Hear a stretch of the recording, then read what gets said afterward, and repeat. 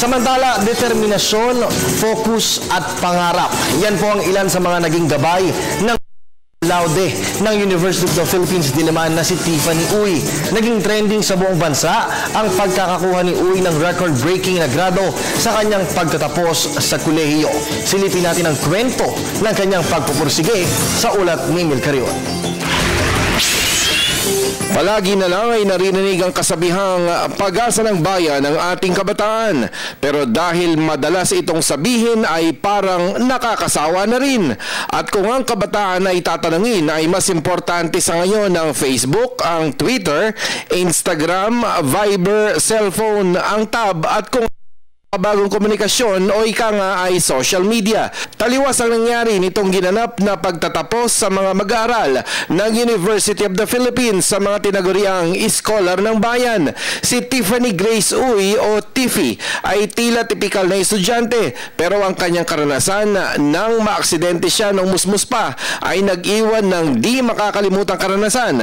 Ang mga sumunod dito ay inspirasyon para tumuloy sa kolehiyo sa kurso na pre-med at napili ang BS Biology. Dito ay nakamit niya ang GWA o General Weighted Average na 1.6 at ang pinakamababang grado ay 1.25.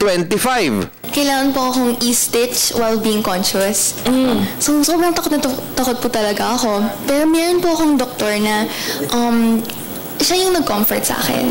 Tapos, yun, naging inspiration po siya para sa akin. Tapos, gusto ko na po talaga maging doktor. At yung biology po ay isang pre-med course. Dito na siya nagkaroon ng inspirasyon para magpatuloy sa matinding pag-aaral.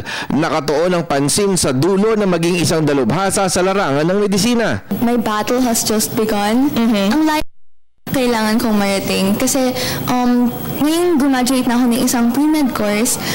Papasok pa po ako ng medical school sa PGH. At least 13 years pa po bago ako maging doktor. Kung sa inaakala ng marami ay kailangang maging isang kakaiba o weird ka nga para maging magaling, ay hindi ganun ang paniniwala ni Tiffy. Aniya, ang mas importante ay may sapat na determinasyon, focus at pangarap na makamit. Ang pag-aaral, mahirap po talaga siya. Hindi po siya madali. Pero kung meron po tayong motibasyon kung bakit tayo nag-aaral, mas nagiging madali po siya. Nagkakaroon po tayo ng rason at kahulugan kung bakit tayo nag-aaral. At yung iyang motibasyon, dapat po yan pang serbisyo po sa ibang tao. Kung ano man ang kagalingan, ito ang dapat nabigyan ng sapat na atensyon, pangangalaga at susunod na rito ang pag-usbong para magamit sa paninilbihan sa bayan. Para sa Telebisyon ng Bayan, ako si Emil Carion.